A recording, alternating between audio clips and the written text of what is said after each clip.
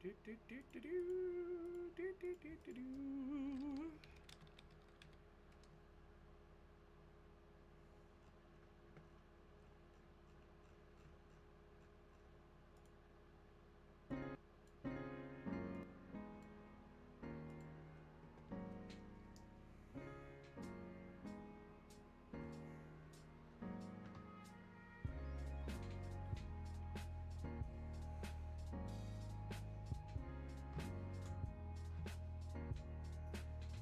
Hey, hey, hey, hey! How is everybody doing tonight?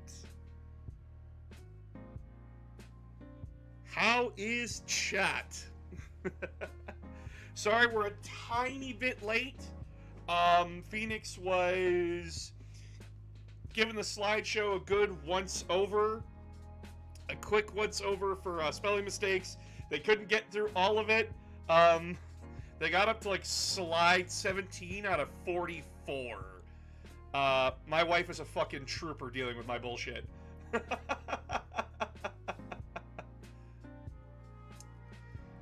But yeah. Holy fuck. This has been a very good creative outlet to let my brain just talk while I'm like doing shit, overcoming the flu. Oh, Gabriel, I'm sorry, man. I hope you're feeling better. Yeah, like these PowerPoints that I've been making, they're a very good way for me to get the flow out of my brain and help me clear up shit that I want to talk about.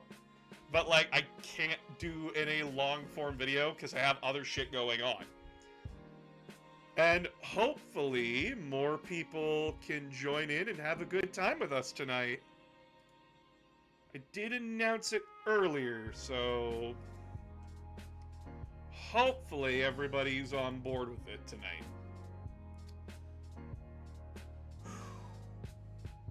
Nice PowerPoints. Yeah, good, concise, helps me get my points across. I hope I don't sound like a rambling madman during this, because this is one of the first times that I'm ever dissecting a character on stream with more organized points.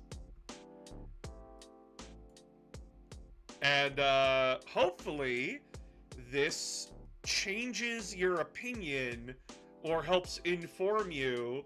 One debt to society later. Thanks for the sub, Aramis. Hopefully this changes your view on who Horus is as an individual. Or if you don't know anything about Horus, hopefully this is a good edumacation on a Monday. Oh boy, don't we love learning on Mondays. And hopefully I can get a friend on that has like questions about Warhammer 40k.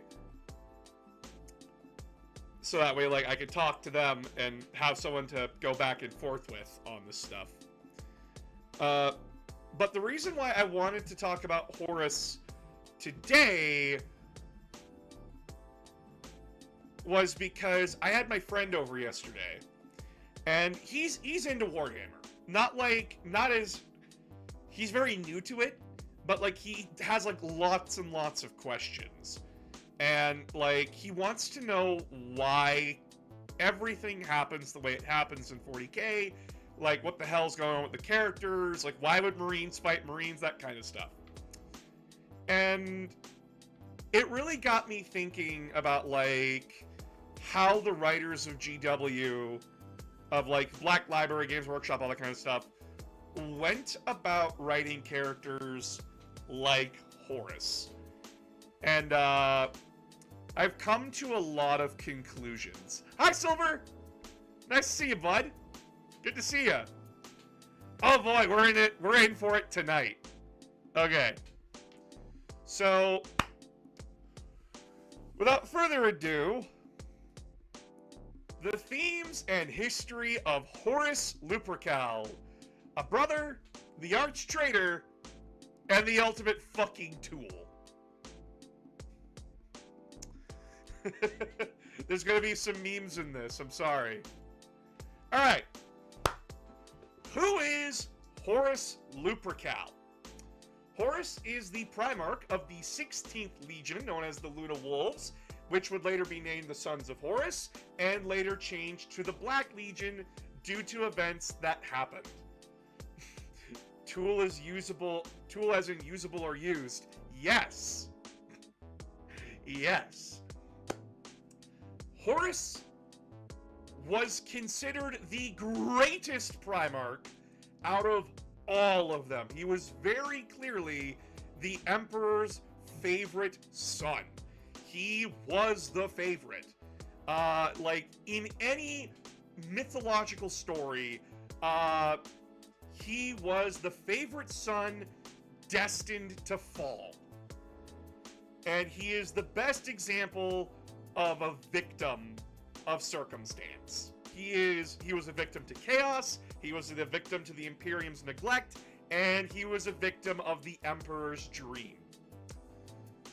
And, yeah, it's gonna get deep and personal and dark. I will try to alleviate this with humor as best I can, but the more you read into Horus's story and how he started and where he ended up, oh boy, you really look like that deflated meme of like that one guy who's just, it's like fucking the Chaos Gods. Horus, it's 4 a.m. It's time for your pegging session. And he's like, yes, sirs. That's essentially what Horus is like by the end of it. Alright, where did this all start?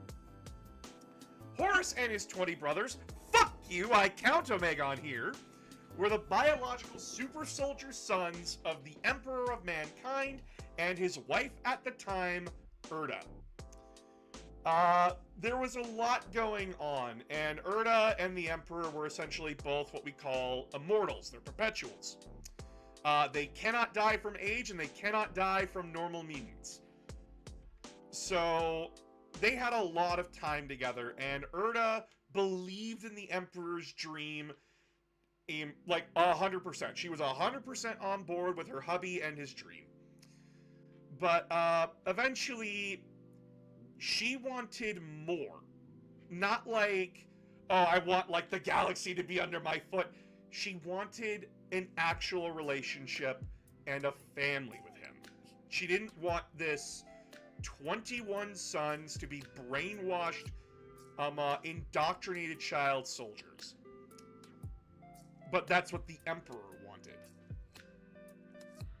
And so she refused to have her children be put through that.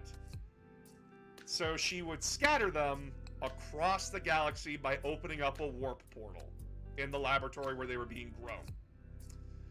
It is heavily implied, though, that the Chaos Gods had something to do with it. It is very much hinted by Erebus in the last few books of the Horus Heresy that the Primarch's mom was subtly poked at by the Chaos Gods for some time,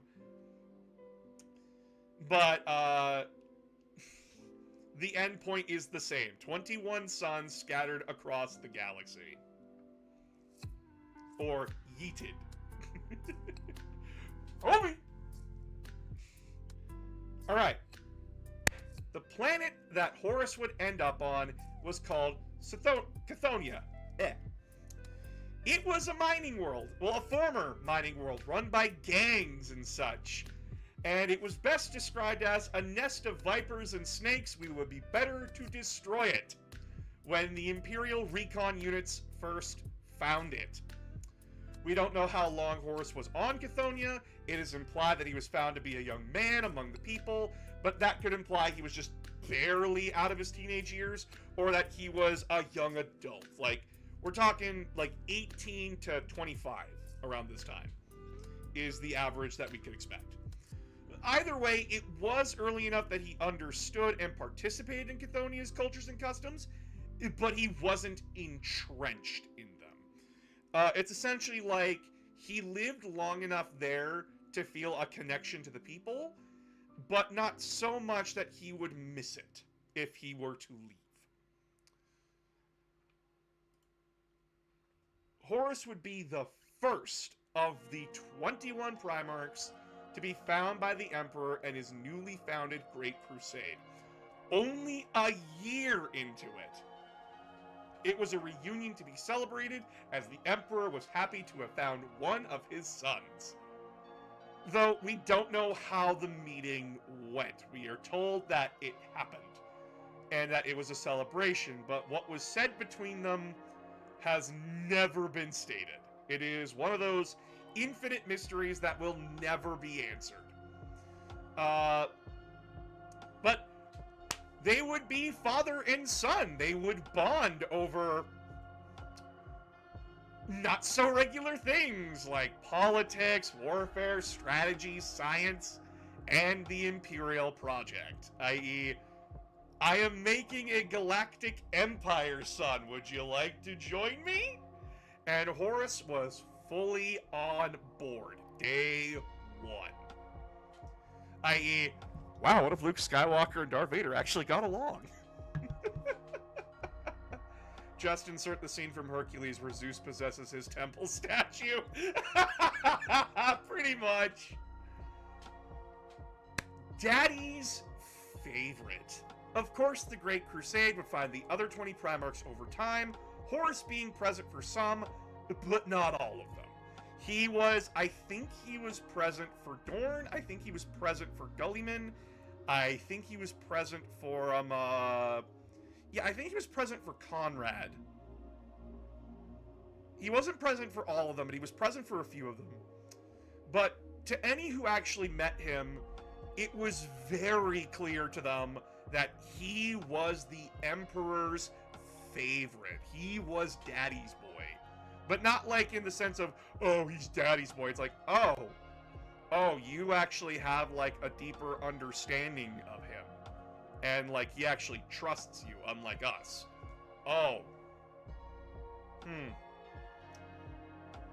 And this was because, since he was the first Primarch found, he had the privilege and the time to spend with the Emperor. He actually got to know the Emperor pretty deeply and personally, with the two working together so often. This, however, did lead to some internal jealousy with some Primarchs, as they felt overlooked or found Horus to be a pompous ass. But no one could ever doubt that he was the best military commander, politician, and the man of the people. Horus was the everyman. When he talked to generals of the Great Crusade, he talked as though he was a fellow aged war veteran. When talking with the Mechanicus, he would speak with a cold, calculated, and logical voice and tone that they couldn't ignore. When he spoke to the people, he would speak like an average guy and your best friend. To his Space Marines, he was like an actual father figure. There was no one Horus couldn't talk to and be friends with. He was like that one kid in your high school. Everyone knew him, everyone liked him, that you just couldn't find anything wrong with the guy. He was everything that your brain would think was good.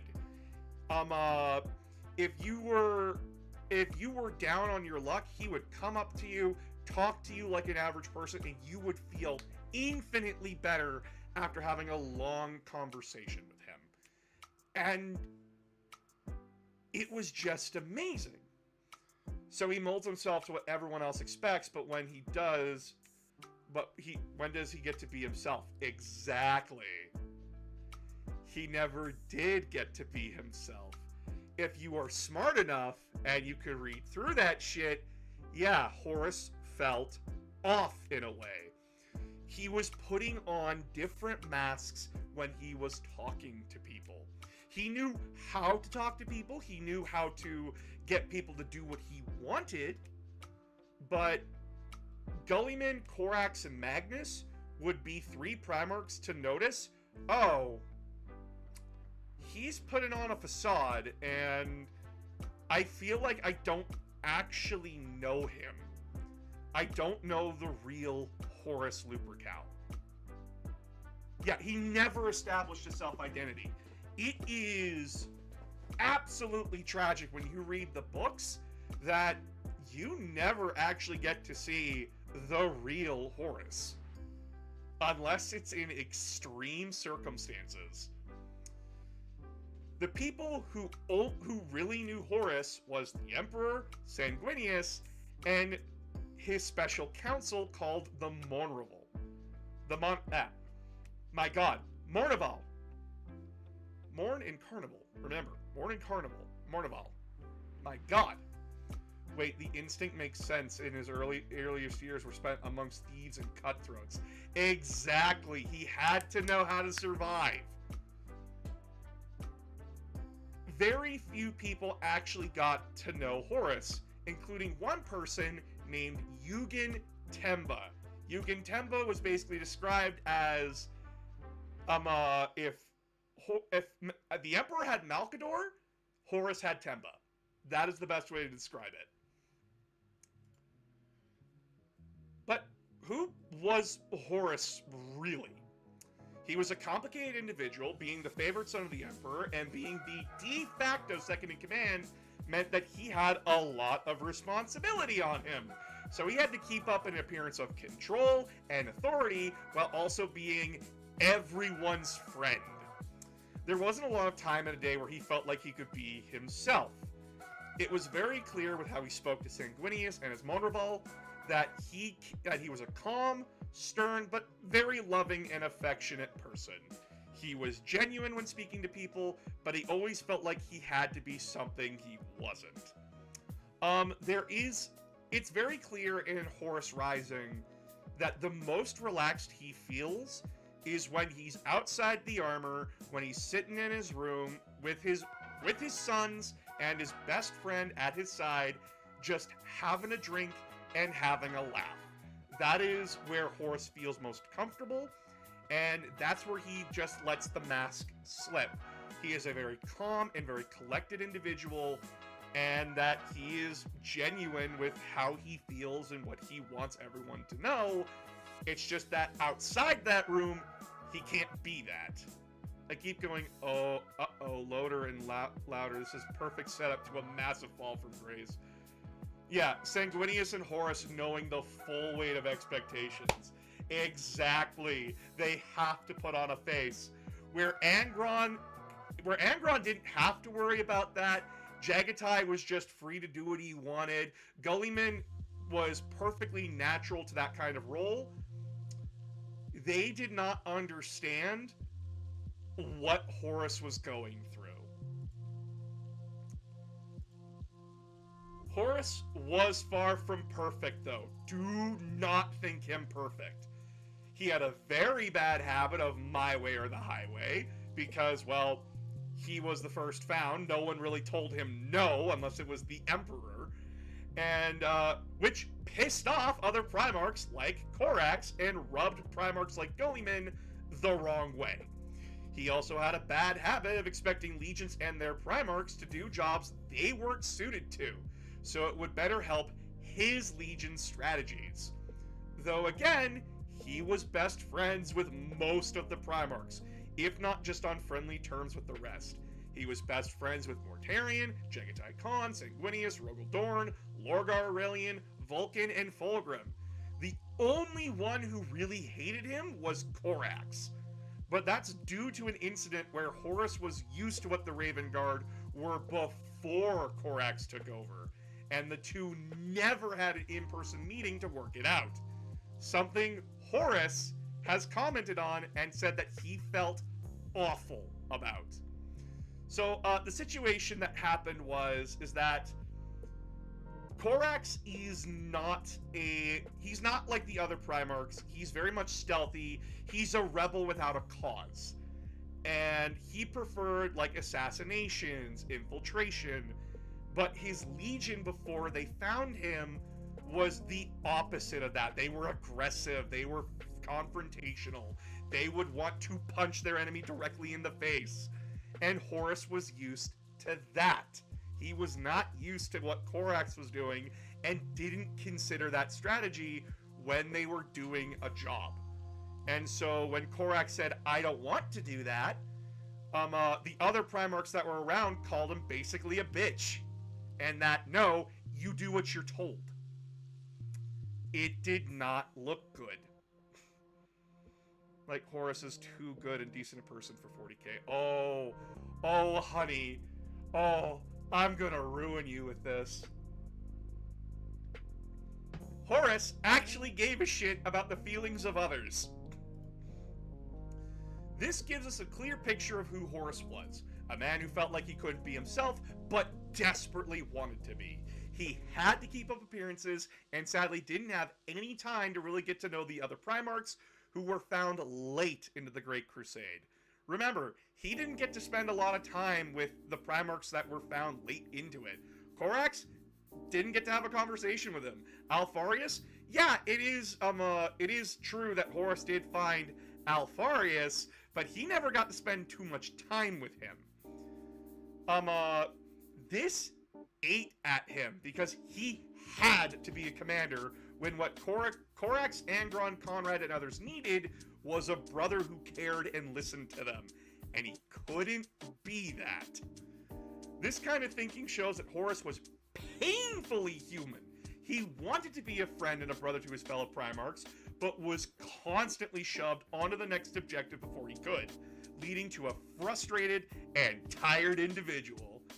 Yes, I am the picture of good emotional health. I know his fate, and I know just enough about 40k to know good people always get the shaft. Oh, he gets the whole pole. Hey, son! I'm going out to get milk. This all culminated at the triumph of Ullanor. Ullanor was the biggest orc empire the Great Crusade had ever run into. Like, this shit put the second and third wars for Armageddon to shame with how big this orc empire was, how big this orc wob was. And Horus would be the man of the hour. This was his hour. He saved the Emperor from being killed by the Orc Warlord, and he would kill the Orc Warlord himself.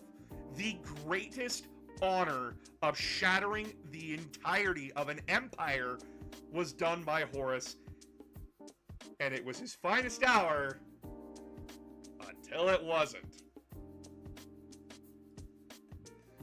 A massive celebration would be held at Ullanor after it was conquered, with most of the Primarchs being there.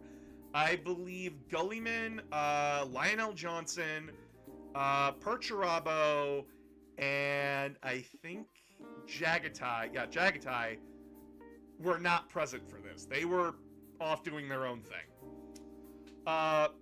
Horus was proud that the Great Crusade had finally made a triumphant breakthrough, and that it felt like the beginning of the end. Finally, just a few more battles, and he could finally relax, get to know his family better, and finally teach his sons that there were other things to do. Then the Emperor said he was retiring and making Horus Luprecal successor, putting the entirety of the Great Crusade, its armies, its personnel, its politics, its Space Marine legions, and its success, all on him. So essentially, he was handed the group project and told to fucking deal with it.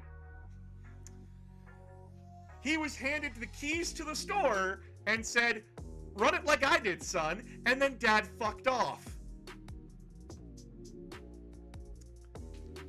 It is the equivalent of your dad telling you, "Come help me rake the leaves," and then he leaves, and then you realize you've been raking the leaves by yourself. Horus was stunned. He felt the full weight of the honor and responsibility and the horror of what that meant, and he didn't want it. Not out of humility or anything, just a genuine panic of, fuck no! But he couldn't turn it down. So, on a field with millions watching, Horus was made War Master of the Great Crusade and spoke with his father's authority from that day onward. He was elevated above his brothers, and he would never be equal to them again. He was the man of the hour, and he really wished it was anyone else. when you don't want the work promotion, but the pressure gets to you. So yeah, like, Horus said, and I quote, "If it was anyone else, I would have been fine with it. I did not want this. I did not want to be this figure on a pedestal." But he was forced into it anyway.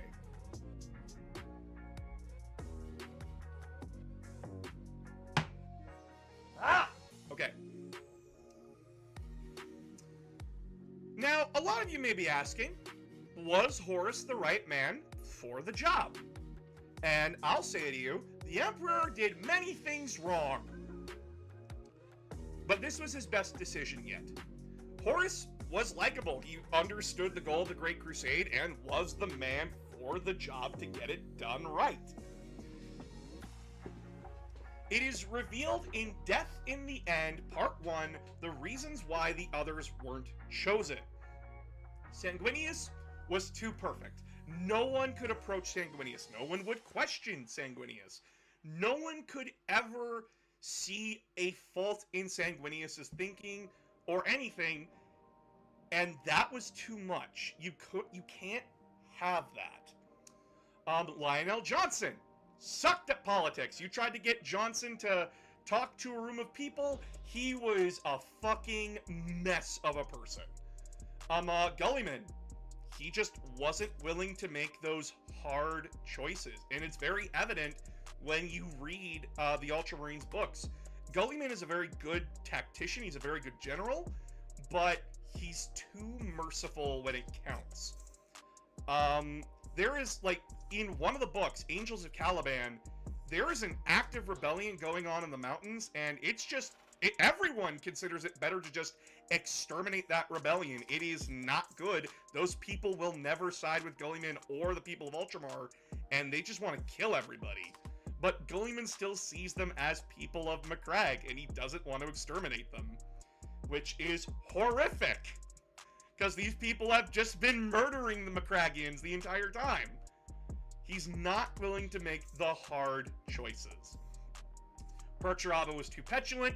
Read any book where he's in and you'll understand why. And Dorn was too much of a brick. Father, I am fortifying this position. You can't have that as the War Master. You just can't.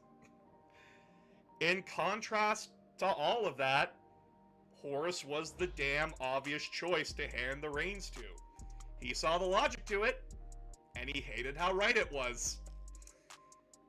One thing that I really like about when it came to the Death in the End Part 1, we do get to see Horus's perspective on the appointment of him as War Master. And it is clear that the Emperor did talk to him a little bit after and explain, like, why it had to be him. Were there others good for the job? Yes, the Emperor considered them. He considered Sanguinius, he considered Lionel, he considered Gulliman. Like, look at that. Sanguinius, the Primarch of the Blood Angels, the literal Angel's son. Lionel Johnson, his track record in Conquered Worlds were second to none. Like, he put Horus to shame in that. Gulliman had a galactic empire when he was found. 500 worlds. But each one had just that one flaw that they couldn't get past. So, Horus was the obvious choice. Okay, so Horus is War Master. What now? Well, I'm the War Master now. Time to get to work. Horus would tackle it with gusto. He essentially did everything he could to keep everything on schedule, to keep everyone performing at max efficiency, and just keep everything moving. I'll get to you in a second, Aramis. I'll tell you the reason why. However, some little part of his brain was nagging at him that the Emperor fucked him over. and that this was too much. He wouldn't address these feelings. Much like Finn from Adventure Time, he had a little vault in his head, and if it was something that he couldn't handle the question to, he'd just put it in the vault. Kerplunk. And as Jake the dog would put it, i.e. Sanguinius, okay, so you know you're doing it. So why not have them all work together and let Horus have the Prime Speaker spot? I believe it was addressed, and the problem came down to the Primarchs were all just not on equal ground with one another. There was too much drama there. If you had all, at this point, 18 Primarchs sitting in a room together, it always devolved into an argument. And the Emperor couldn't have that as a command structure. And if you saw how a lot of the Primarchs treated each other and acted towards one another, you'd probably go, "Ugh." So to the Emperor, it was just better to have Horus as the one commander. Yeah, too many cooks in the kitchen. Yeah, like, you have to remember that Perturabo hated Dorn, so anytime Dorn would open his mouth, it would probably be this. Ah, shut up! While Conrad Kurz is having a fucking aneurysm in the corner as he's seeing the future of all these Primarchs, and Gulliman is arguing with Alfarius about, you're wasting fucking time with your stupid fucking bullshit. And Alfarius would look at him and say, yeah, well, at least the planet's under our control now. No one trusts each other on that planet anymore, you dumb fuck! It's essentially that with Horus going like this. Can we just get pizza? Can we just order a pizza? Does everyone want pizza? Sanguinius, we want pizza, right? Yeah, that sounds like a great idea, Horus. I think pizza would be a great thing for all of us to relax to. Okay, so what do we want? Pepperoni! Pepperoni is gay! Screams Perturabo from the back. And nothing gets done. Sounds like an average school club meeting. It would be. But add in that they're all brothers. Horus would be taciturn with his new authority. He would never chastise failure directly. He always wanted to come off as the friend and good guy in any situation. He accomplished this by using his Monreval as attack dogs. They would verbally tear someone who failed apart, while Horus would come in like an uncle or friend who took your side and understood why you did what you did, taking on a massive political win and looking good in the process. So, the one thing that you need to understand when you are put into a leadership position, you are not there to be liked. You are there to get the job done. The Emperor wasn't liked by everyone. He looked like it, though. But Horus wanted to be liked by everyone. He didn't want to step on toes if he could avoid it. But there's a problem with that. It just shifts the anger around, and Horus does not look like somebody that you can respect. Because if he's always playing these fucking games, what the fuck are you supposed to do about it? Like, yes, he does get what he wants in the end. He, like, in one instance, where it was a massive fuck-up with Blood Angels and Emperor's Children and Imperial Guard deployment, he used the Monreval to tear a guy apart, verbally.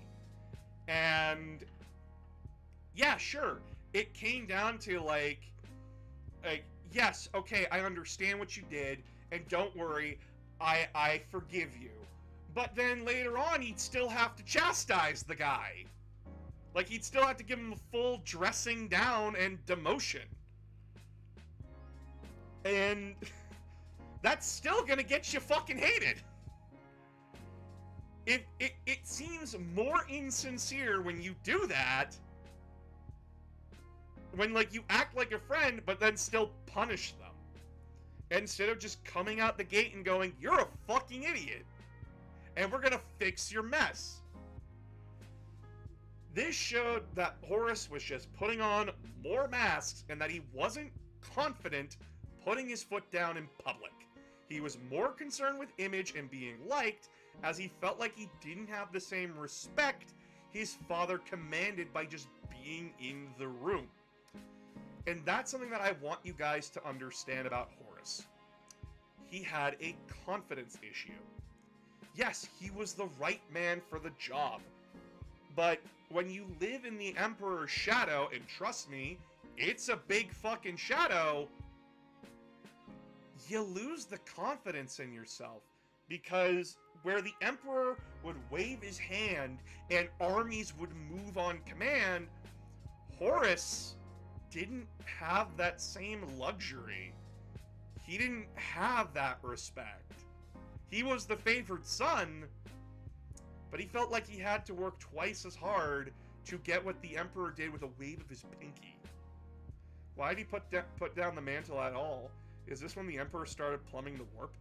So, the Emperor went off to go work on the Webway project, which was, if you don't know what the Webway is, quick tangent, it's essentially veins throughout the warp that is essentially multiple doors. So, you go into a Webway portal, and it's a long white hallway, like in the Matrix. And there's doors to your left and your right. And you go through those doors into another place. Like, you could start out on like this harsh desert world, go into the portal, and walk 5 doors down and see a lush jungle world. And you can just walk through that door.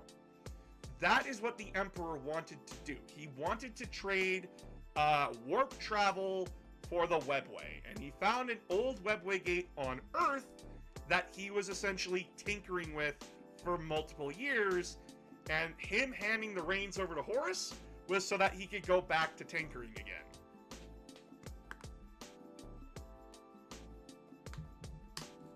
Now, did the Emperor truly believe that Horus could do it? Of fucking course! The Emperor had full confidence in Horus. That's not how Horus saw it. What could possibly go wrong, everyone asks. Hi, how are ya? Says Erebus. Horus and his part of the Great Crusade would meet an empire called the Interrex, a group described by the author, Dan Abnett, as one of the Imperium, but good and competent. And Horus was immediately on board with the Interrex as allies, but the Imperial command structure and his own command structure were lukewarm at best, as the Interrex were a human/alien empire. Yeah, no, 30k Imperium, still incredibly xenophobic, i.e. murder alien on sight xenophobic. It was that bad. I thought you said Aramis and wondered what the fuck did I do? As well, other events happened in the background, and the nicest guy ever, Erebus, and his personal word-bearers squadron were traveling with the Luna Wolves at this time. I'm here to cause problems and stroke egos. And I'm all out of egos, says Erebus. Look at that shit-eating fucking grin. Look at that fucker. This is the guy who murdered a child and took his face and name. And in reality, it's Smash Alien on sight in certain circles at least. Oh yeah, it was not good. Alright. So, to make this story very short, the Interrex were paranoid about the Imperium being infected by the powers of chaos, which were only confirmed to them when Erebus and his merry band of secret chaos worshippers stole dangerous artifacts the Interrex kept in a museum to teach people about the dangers of chaos, as well as not understanding Imperial unit designation, and that the word-bearers were a different group from the Luna Wolves. The Interrex fired upon Horus and his Luna Wolves during a political summit after that. So, in the first book, it is said that they have been talking for months. I think it's like half a year, actually, when we catch up with them in the book. And the main character of the book, Loken, makes note that it always feels like we're so close to making a peace treaty, but then, like, they pull back, like, with a sudden, like something spooks them. It is later revealed to Loken by one of the Interex's officers that the Interex were scared that the Imperium, as I said, was infected by chaos, because they use very similar verbiage that, like, Chaos Crusades would use, like War Master, and that they would actively use the warp for travel. And when that officer figured out, like, oh, you genuinely don't know what chaos is? Because, like, when he told Loken about chaos, Loken was just like, what? You mean, like, those alien things that, like, board our ships from the other realm? You what? You don't know what demons are? Is basically what he got. And during that conversation, Erebus and his word bearers would strike. Stealing an artifact and causing the whole situation to break down.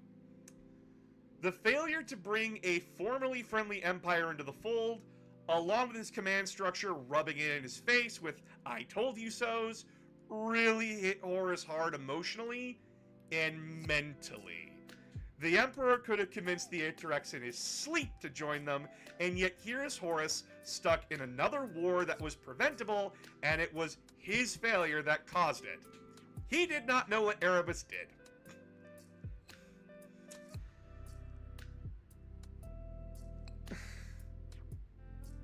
Fuck you!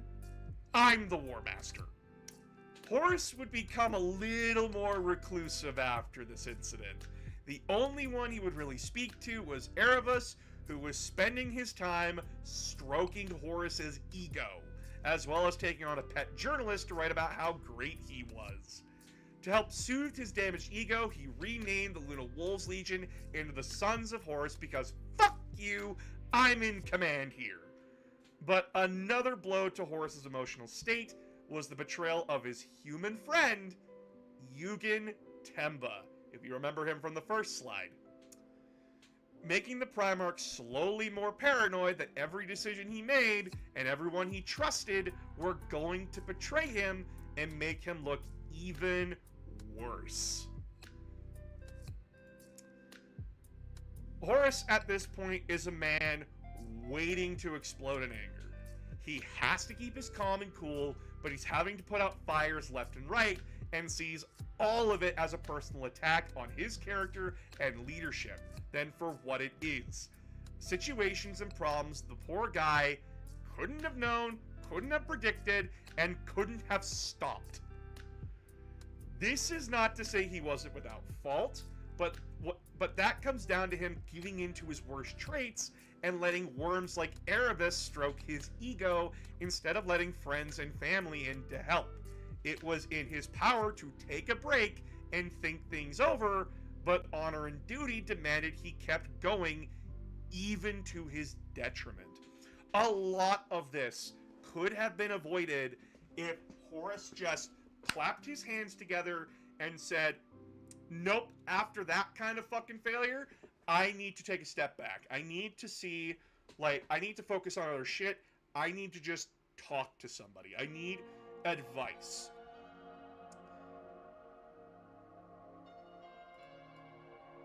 But he didn't. It was hard. It was extremely, really, really rough for the guy.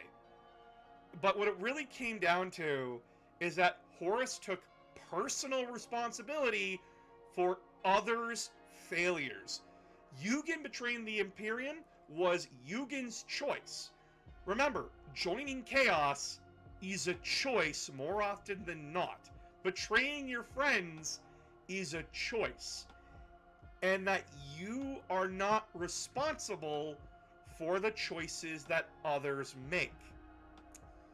But Horus still felt like it was his fault, and that he had to be the one to bring traitors like Eugen to heel, because if he didn't, It was another failure that was his and his alone.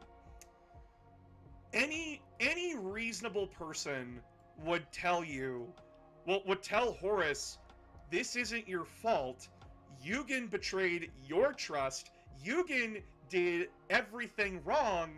This is not on you. But no one did tell him that, because he was so lost in the sauce and his own depression that it was a single-minded goal. Get Temba. So the story goes, Horus and his legion go to the moon of Davin to either arrest or kill Temba. However, Erebus went on ahead months earlier to give Eugen the artifact he stole without anyone knowing. Note, it was Erebus that reported Eugen Temba's betrayal. So Erebus set all of this up. And why would Horus doubt Erebus? Why would he? Erebus was the one that was being nice to him. Erebus was the one, that comforting hand on his shoulder. So he wouldn't question it. Horus would face a Nurgle-corrupted Temba, and the sword would wound the Primarch, while Horus put Temba out of their shared misery. The weapon that wounded Horus was an anathema blade, a demonic blade where if you whisper the full name of your target into it, it will become anathema to them, and should the victim be cut by the blade, or even nicked by it, it will slowly delete that person from existence in body and soul. To say Horus felt physically awful was an understatement. He was in and out of consciousness during this time, and was informed he maybe had days to live, which again was not good for him, as he would die a failure. The last thing anyone wants to do when they die is die a failure. On his deathbed, Horus would get his journalist to hear his final words. He would go on scandalous rants about how his other brothers weren't fit to take over for him should he pass away, going so far as to call Lionel Johnson indirectly a beast. He was airing dirty laundry to a journalist with zero fucks to give at this point, because he was just done with it. He was dying. Why the fuck would he care? All that personal responsibility, all that shit, doesn't matter anymore. He is done. He's going to die. So, on his deathbed, we get to see the real Horus. He is scared, and he's a scared, anxiety-ridden mess who had too much responsibility thrown on him, and he was taking his last breaths to lash out at everyone he felt wronged him. But I want to make it very clear that this is coming from a place of hurt and love. He doesn't actually think Lionel Johnson is a beast. He doesn't put down his brothers. He just doesn't know how to express how much the War Master position is a burden. He doesn't know how to express it. And no one can handle it. If he can't handle it, everyone else is toast. But again, it doesn't matter what you meant.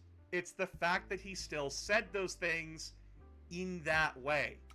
Yes, it was a moment of weakness and a near death, but if anyone heard this, it would shatter the confidence in not only the legions, but the Great Crusade as a whole. It is why when Horus gets better from this, he has that journalist killed. He can't let that shit get out. Alright. However, shit does not get better. Erebus manages to convince the Sons of Horus captains to take Horus to the main planet of Davin, claiming that a shaman temple can save Horus's life. And with no options left, the officers in charge reluctantly agree to this plan. Horus is taken down to Davin proper and is entombed within the Serpent Lodge Temple. He is stuck in there for 3 days and 3 nights. If the gods heal him, awesome!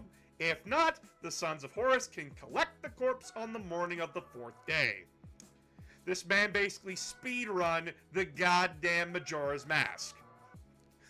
He just needs some milk, is our medical opinion. is our medical opinion. Erebus constantly making things worse. Oh yeah. Dancing with the gods. While Horus is in a coma inside the temple, he meets an old friend named Hastur Sejanus in a spiritual realm who, with the help of the Chaos Gods, is shown the past, the present, and the future. However, with a massive but, he is shown these things with zero context. He is shown when his brothers were scattered, what his legion is going through, and Warhammer 40k in the present timeline. So essentially, the Chaos Gods, with zero context, show him the day that he and his brothers were yeeted across the galaxy. He is shown what his sons are going through, and that they are miserable, they are mourning, they are in an anxiety-ridden mess like he was. And he's shown this. He is shown images like this, and this, essentially. This picture is essentially what he sees in the vision. Horus is thrusted with zero context into the 40k version of the Imperium. He sees the Imperium not as a bastion of science and reason, but as a place of devoted worship, paranoia, and death.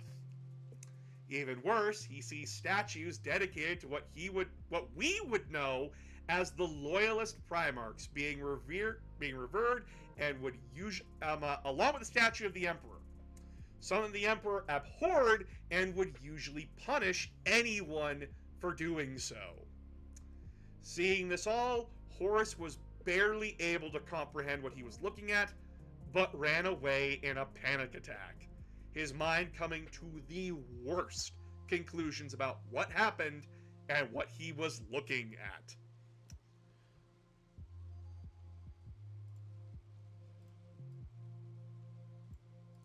This was the Chaos Gods' masterstroke. Yes, the Imperium in 40k is a nightmare empire that no one wants. However, by showing Horus the future without the context that his rebellion would cause it, it is a self-fulfilling prophecy. Horus has been through a lot emotionally and mentally, being shown these images and having no one to talk to so they can help him back to ground and logic. He is left to come to the worst conclusions about his closest brothers and even the Emperor. It's a classic ploy. Show them the results of their actions with zero context to push them towards it. Yes, very much so. Not helping was Magnus,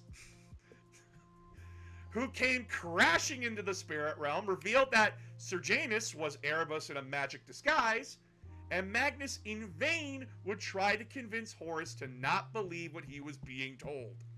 However, Magnus was breaking the Emperor's rules about psychic shenanigans that were outlawed months ago, proving even further the Emperor's control was weak, hypocritical, and worse, broken.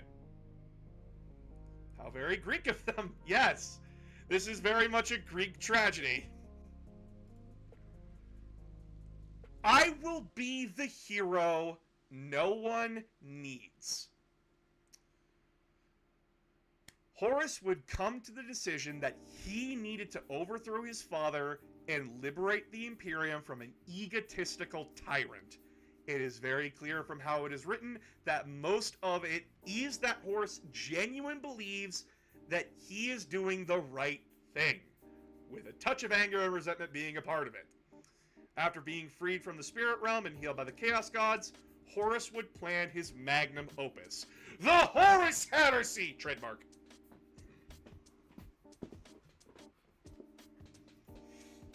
Horus would come out acting like his old self, but individuals like Captain Garvia Loken felt something dark come off from his Primarch, which he was right about. Horus was different.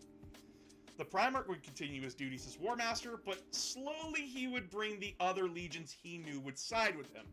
Originally thought he could only get the Death Guard, World Eaters, Iron Warriors, Word Bearers, and Night Lords on his side, but he was handed the Emperor's Children and Alpha Legion on a silver platter due to other factors. Horus would also use his authority as War Master to set up all the Loyalist legions in positions he would favor. He would send the Blood Angels and Dark Angels far away, tell the Ultramarines to muster their forces at Kelth to meet with the Word Bearers, and station the Raven Guard, Salamanders, and Iron Hands nearby so he could crush them in an instant when the rebellion began. And his plans would go off with only 1 or 2 hitches.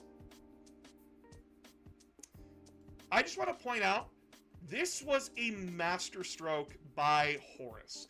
He understood every legion that he was dealing with. The Blood Angels, the Dark Angels, and the Ultramarines are the 3 biggest problems on the board. The Blood Angels have this charisma to them that can inspire any force to side with them, and they're just perfect. They are a threat both politically and on the field. They need to go away. The Dark Angels, again, as I said, Lionel Johnson doubled what Horus could conquer, and he was a better tactician and duelist than Horus, so they also needed to go away. Gulliman had the biggest legion out of all the legions. So by setting Gulliman up with his legion to be outflanked and ambushed, he was setting up a pretty good way to clear off every problem that was in his path.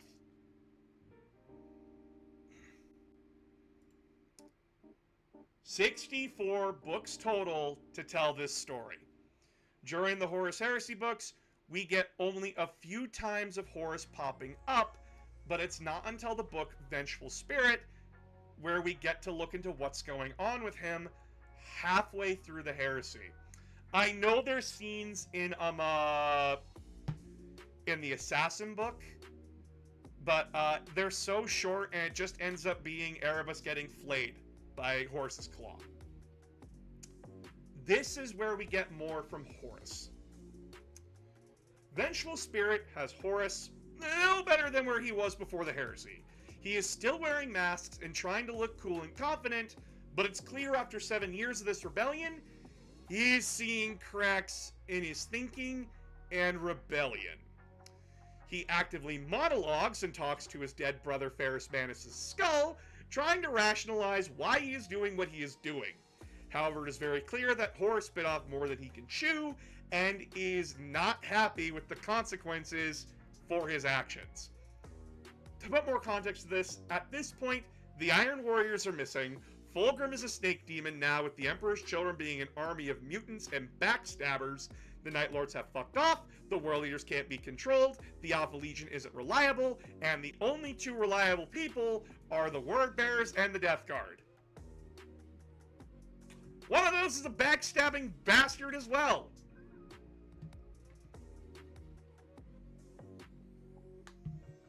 But the problem with the Death Guard and the Word Bearers as well, they're fracturing from the inside. Horus feels like he's drowning and has no normalcy. Even his own legion is becoming fractured, and he doesn't like what he is seeing, and even worse, he has to go deeper into the same shit that drove his fellow traitors to madness to have a shot at winning.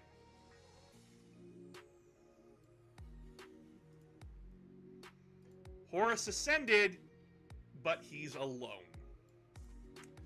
During the book's Vengeful Spirit, Horus goes into the warp for an unknown period of time, but he comes out with the same power the Emperor possesses. He is now stronger than the Emperor, technically. However, one more shot to Horus's fragile sanity was the return of Captain Garviel Loken.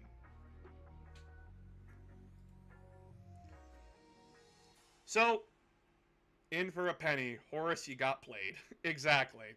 So, who was Garviel Loken?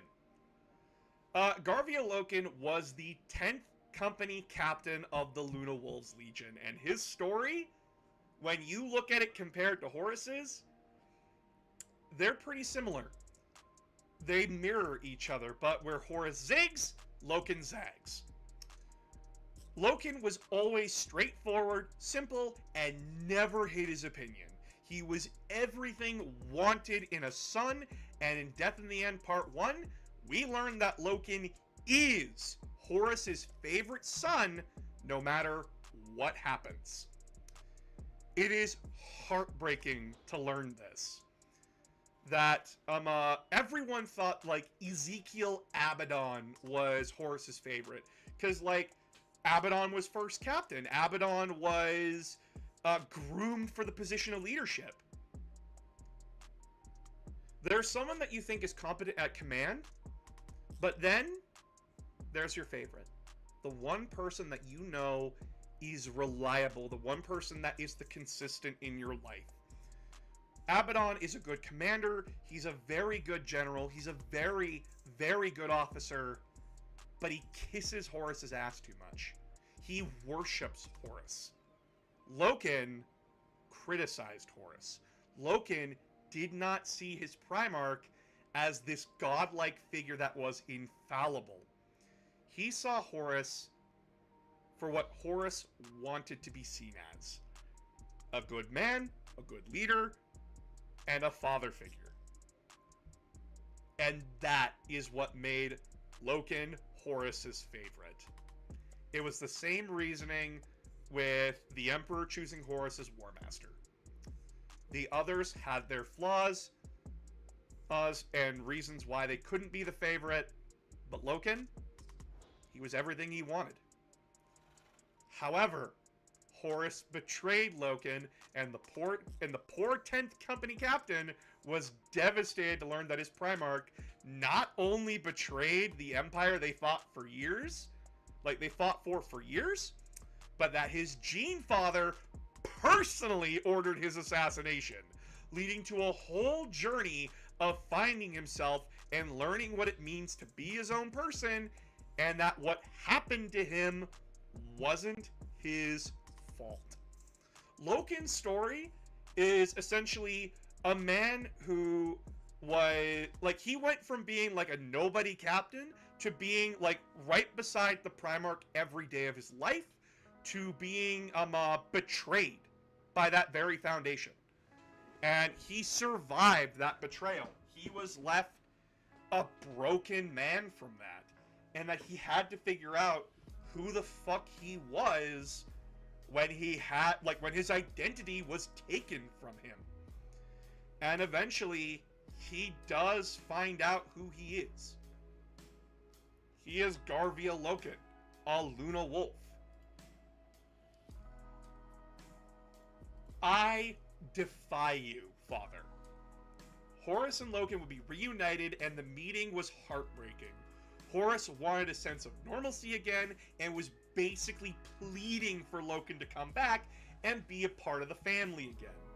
Loken was the rock Horus needed, and someone who he knew would understand him and his goals the best. And this is something that I really like. Loken has a crisis here. He is standing before his father again, and his father has extended the hand and said, I want you back at my side. I will restore you and everything back to proper position and rank. I need you back, Loken. The one thing he always wanted to hear. And it's heartbreaking. It is described in the book that he feels that pull, that he wants to say yes. He needs to say yes. But he says no. He refuses. Because he came to recognize Horus as a monster. He still did love Horus like a father, but the Horus he saw before him was a shell of his former self, and Loken wasn't going back to a legion and father that betrayed him and threw away loyalty when it was inconvenient for them. I love Loken's speech to Horus in this because he lets out 7 years of just pure anger, resentment, hatred, and betrayal and sadness. He lets it all out before Horus and like everyone else. He calls Horus out and says, like, if you wanted me, I was there. But you rejected me.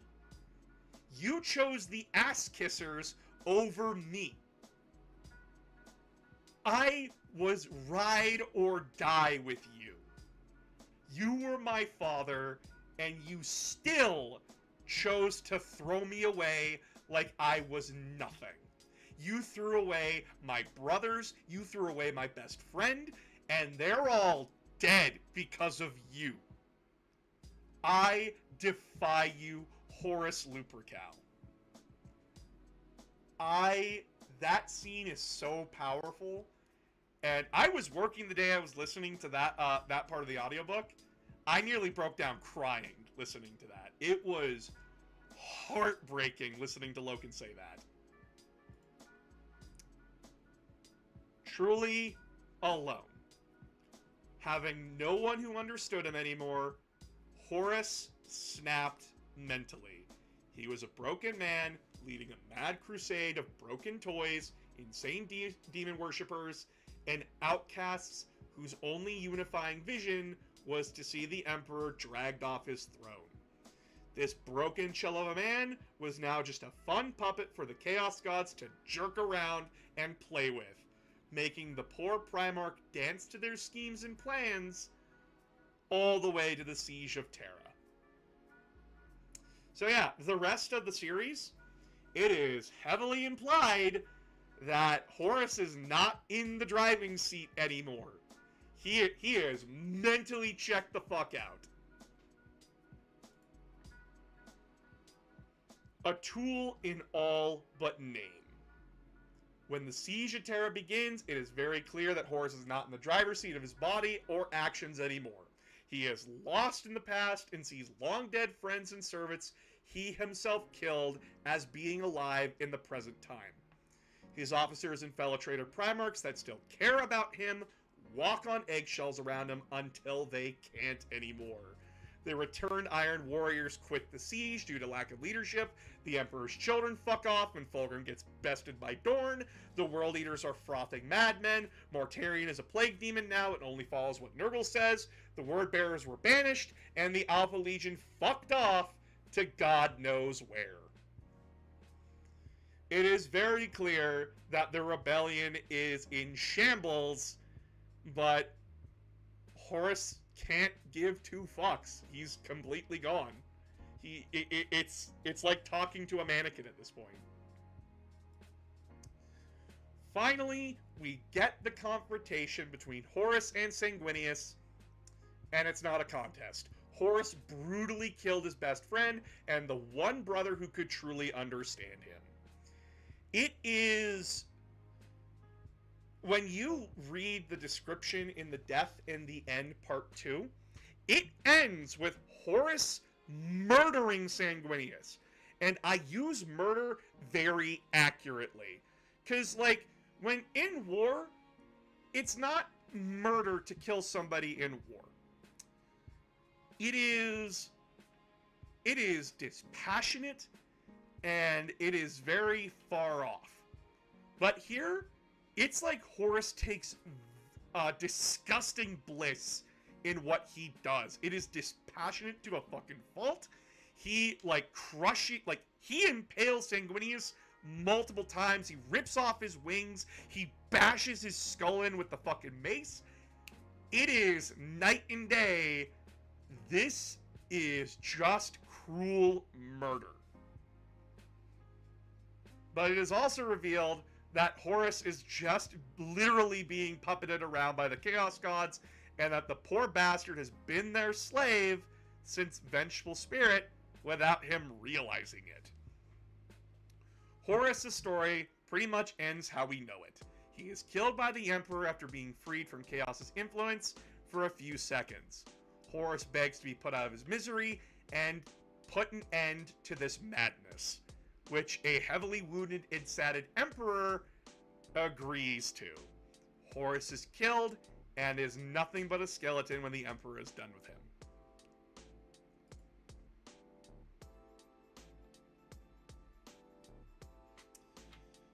Horus' story and themes are that power corrupts and destroys good people, but that someone in pain and emotionally vulnerable can be tricked into doing horrific things. At no point in the Horus Heresy are we to see him as this hero fighting for freedom, but also not that he's this ultimate villain like Joker or Green Goblin. He is a broken man lashing out at the galaxy and the father that abandoned him. He is a tragedy, plain and simple. I like that one sec.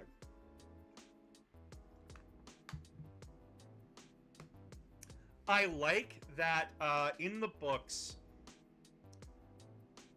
you are left to come to your own conclusions about Horus as a character. I like that a lot.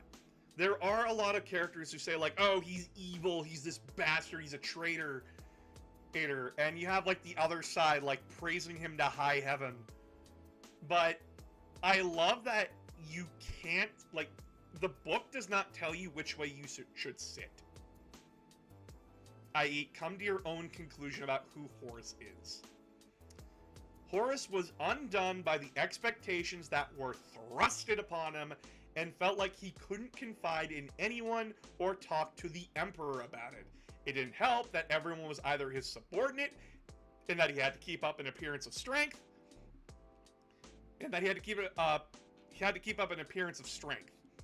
Basically, he was the best example of someone who bottles up his problems till they explode.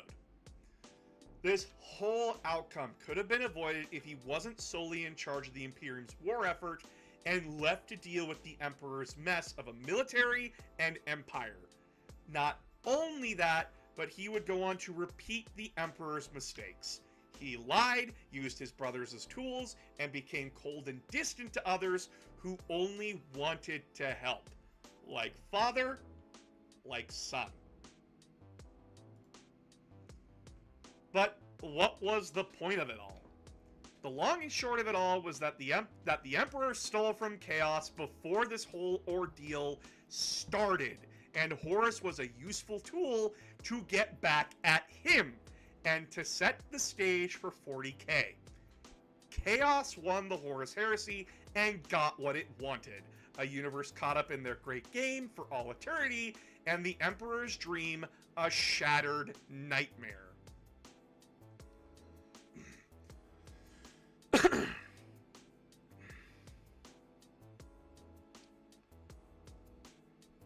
I saw the comment there. What if a war council between Horus Sanguinius and Dorn, minus Perturabo?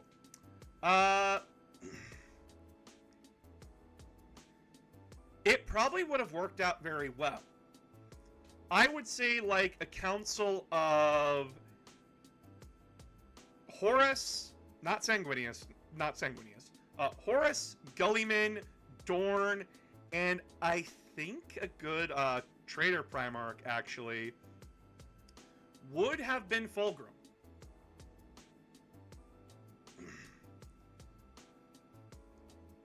The reason why I choose Fulgrim is that Fulgrim actually knew how to play politics.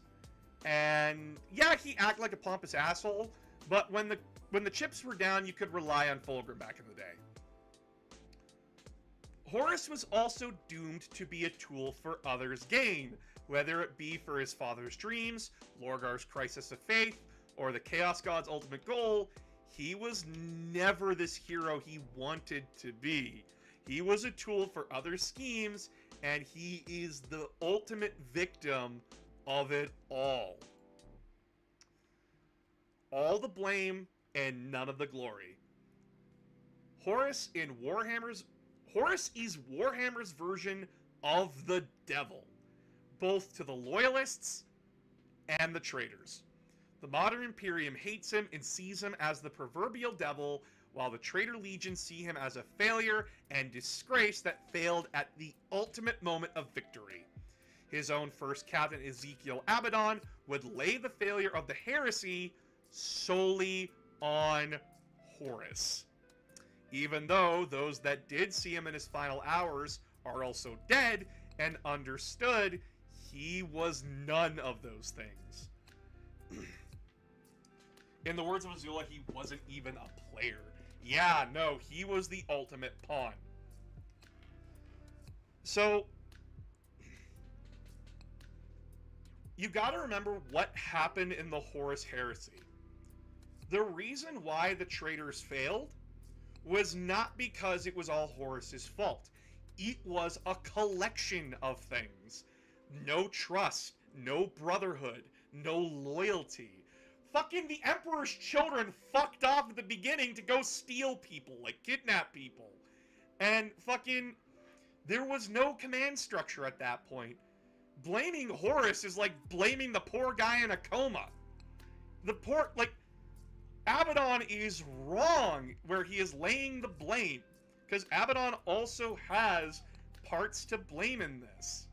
He kept stroking Horus's ego. He kept pushing Horus to do what he wanted. Abaddon cannot accept, along with the other Chaos Legions, they cannot accept their personal failures in this. It is just easier to blame Horus for everything. Horus was a poor soul broken by duty, power, and powers beyond their comprehension. But no one cares, which is the fate Horus always feared would happen. He would die remembered as a failure and a monster. Horus is the example. Horus is the ultimate example of those of us who feel like we have no one to speak to, and that we all feel alone in this world, and that left unchecked or unsupported can be led down dark paths of self-destruction that hurt everyone. But even in Horus's death, there was one person who stayed by his side till the end. His favorite son, Garviel Loken. You are never alone and never truly hopeless. It is shown multiple times through the Horus Heresy that Horus could have been saved, and nearly was multiple times. That Horus was still a good man who was just led astray by bad people and gods. Leman Russ, Sanguinius, the Emperor, and even Loken knew this for a fact. Loken would stay behind with Horus's corpse, truly devastated by the death of his gene father, wishing it all could have ended differently, and wishes Horus would have just let him in. Heck, he even offers Abaddon and the remaining sons of Horus a chance to redeem themselves. He actually argues that Abaddon and the sons of Horus could be forgiven and given amnesty. Like, holy fuck, Loken. That is incredible generosity in the face of what the fuck just happened. However, Loken would also share the same fate as his gene father. Remember, wherever Horus zigs, Loken zags. But they always meet back up. And Loken would be killed by Erebus to fill another plot for chaos. But the theme remains strong. You are never truly alone, and there are those who want you to succeed and love you. Loken truly loved Horus. But love is a damn hard thing. When you love somebody, when you care about somebody, you want what's best for them. You want to see the best version of them. And it's heartbreaking to see them fall into this thing that you know they're better than that, but you can't help them because they won't let you in. And that is heartbreaking. Because that's exactly what happened to Loken and Horus. Horus was suffering. Loken knew that he could help if Horus just let him in. But due to bad influences around Horus, he shut Loken and all those that actually cared about him out. Play the Uncle Iroh clip. Yeah. I was never angry with you. I was sad that you lost your way. Wrapping up. Horus is the ultimate Greek tragedy of the 40K sandbox. A good man tricked into doing horrible things due to the actions of his father. Yes, his story is to explain how the Imperium became the way it is, but the authors of the Black Library did an amazing job fleshing out a character with barely any story to a true tragedy. Horus went from the first amongst equals to being that with only one equal to a broken man in the span of 14 years. Little Horus remains the biggest coward of the Horus heresy. Oh, he fucking is! Fuck you, Little Horus!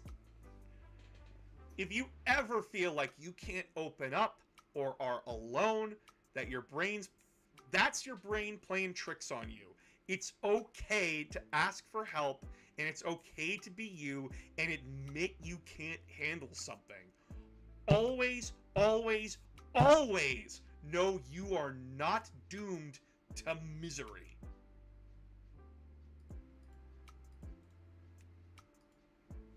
And that is the story and tragic fall of Horus Luprecal. A brother, a son, the arch traitor, and the ultimate tool for everyone's use.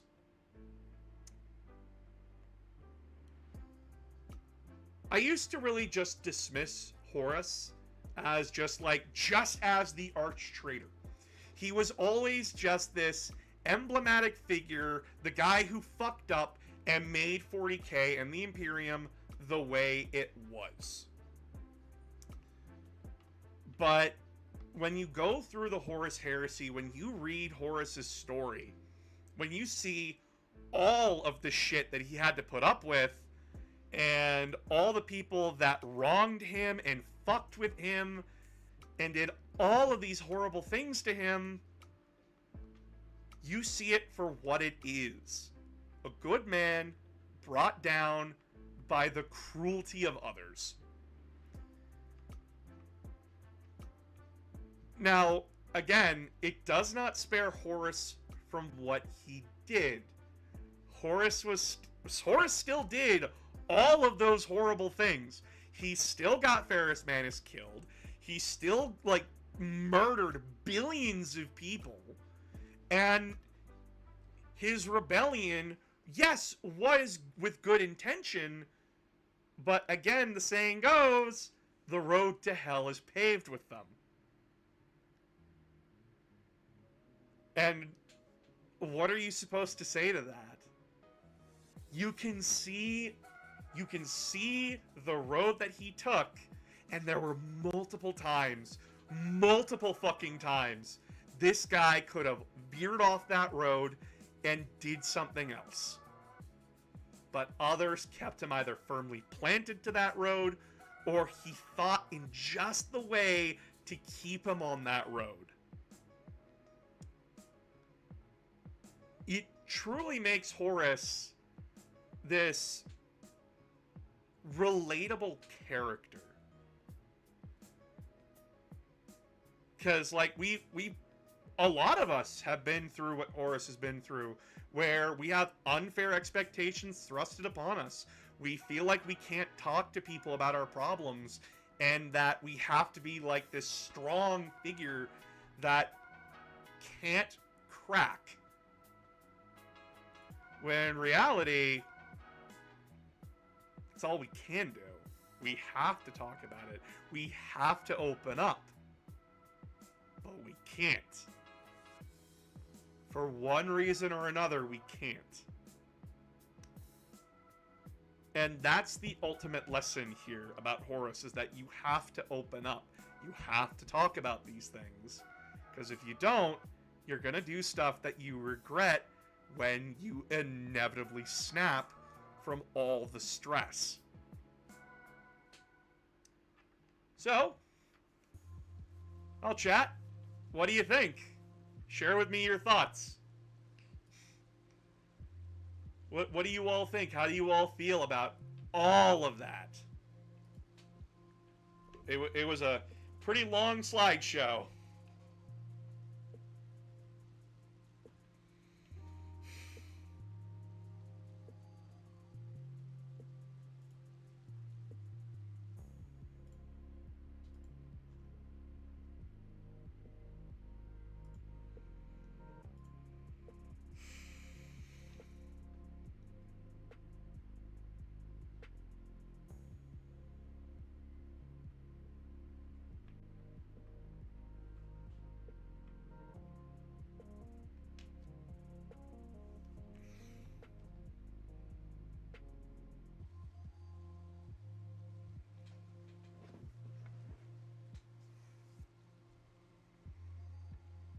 I do genuinely want to know, like, what you guys think.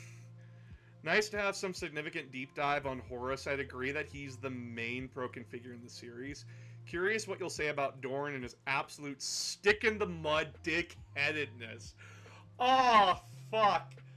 So, the problem with Dorn is that there's not a lot to the guy. And I think that's what gets me most about him. He is written to be a consistent brick of a man. And that he can't adapt to what is going on. Throughout the Horus Heresy, the poor fucker is just like told, yeah, the brother that you love and trust most of all has basically told you to go die. And he can't handle that emotionally, so he just turns off. He is a brick throughout the Horus Heresy, and he's just kind of... He has to build a fortress that will repel anything from a force that he knows that can break it. And he just has to, like, fortify. It's the only thing he can do. But, like, there is interesting story around that. It's just, like, all of it will come back to he's a brick and he doesn't change. He almost killed the messenger that told him Horus turned traitor. Yeah! The ultimate story of, like, Rogel Dorn is that he's a man who needed to change, but he couldn't. That is the best way to put Dorn as a person. The situation changes, but he does not. Like, in a quick summation of what the fuck he is. Do you think there was a chance Horus could have wrangled the other traitors who were actually gotten things done? If so, which Primarchs do you think he'd make an example of to do it? Ooh, that's a good question. Was there a chance? There was a chance. But it relied upon information that he could not possess. He could have actually had a very reliable army in the Death Guard. If he knew that Callus Typhon was a fuckhead. If he knew what Typhon was doing, he would have instantly killed Typhon and spared Mortarion that fucking fate. Which is really good if he could have done that. I honestly Yes, I'm hungry. Are you done? I'm almost done. We're going on a tangent? Yeah, we're just talking. Like, I'm getting chat's opinions. Ah, okay. Yeah. Still wanting the bacon? Yeah. Bacon! Bacon on burgers. Nice. Actually, if you want my full opinion, I think the best person to make an example out of was Fulgrim. A lot of the heresy's problems came from Fulgrim, where Fulgrim, he crippled Perturabo. He backstabbed a lot of the traitor legions to get what he wanted. The one thing that you need when you're leading a rebellion is unity. And the fact that Fulgrim acted the way he did really put a knife in that authority. So if I was to make an example out of anyone, it would have been Fulgrim. And, like, the Emperor's children did nothing to help the war effort. They fucked off to do what they wanted. In fact, like, Lorgar had to drag Fulgrim to the final meeting spot because Fulgrim could have given no fucks about what was going on.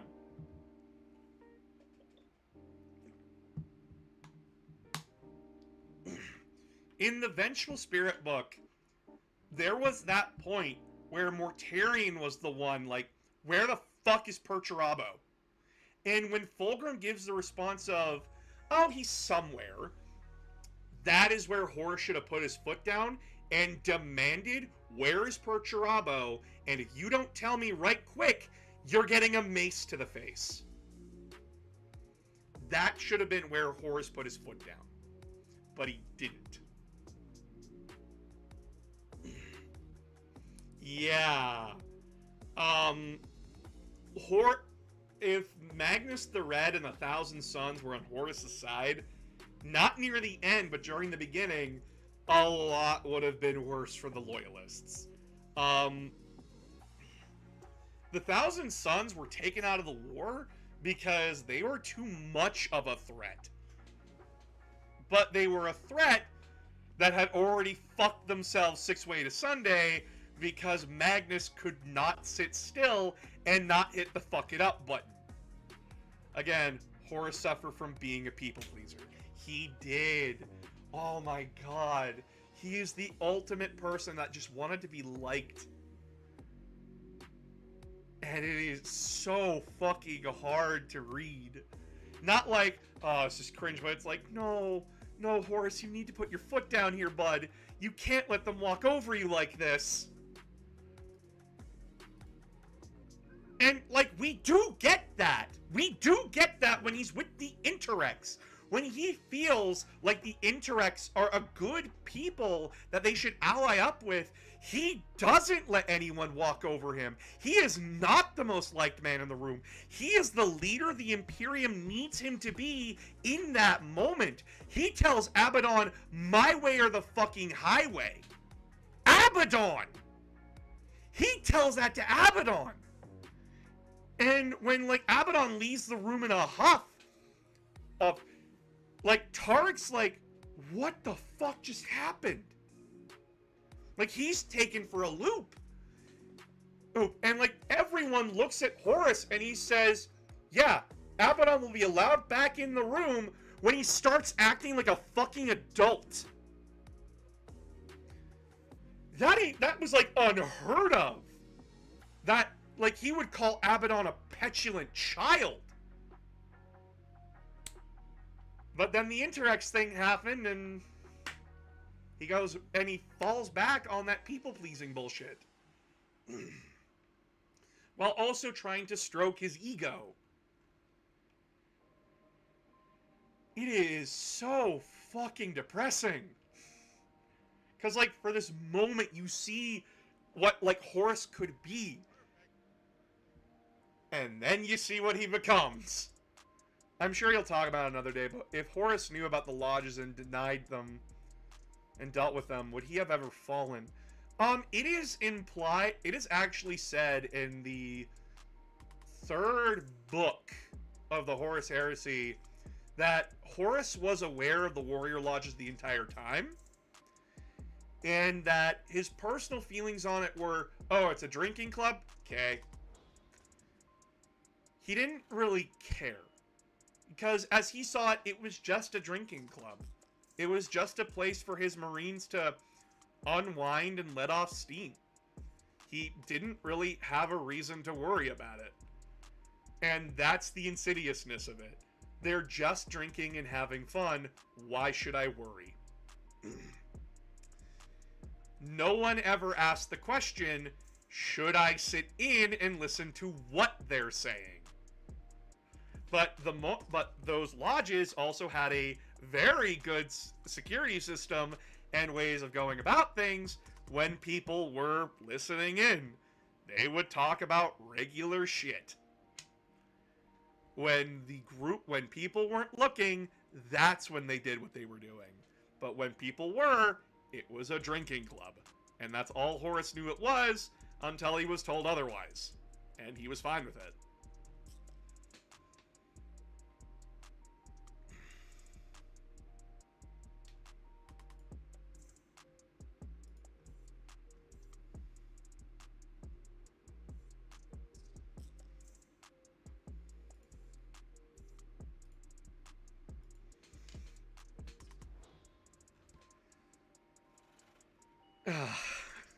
There are so many stories and so many things that I just want to talk about with 40K. And this is why, if you're my friend, or like a mutual... Honestly, if I had to put a song to represent Horus, it would be Give a Little by Legrand. I wish I could listen to it right now, but I can't. So I'll listen to it later. But, if you're a mutual or a fellow content creator and you have questions about Warhammer 40K or want, like, to know something about the Warhammer 40K universe and the depth that I went into, don't be afraid to contact me. Don't be afraid to DM me.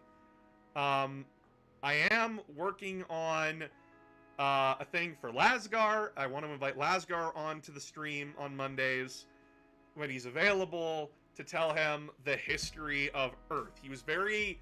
When I talked to him before, he was very much interested in, like, what is Earth like in Warhammer 40K? Like, what's its story? And another friend, Nami the Demon Queen, wanted me to talk about Chaos Corruption with them. And I'm working on that, too. And hopefully, I can get those done soon enough.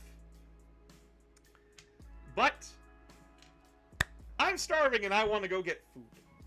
So I will leave you all with this, and I'm going to remind you all again.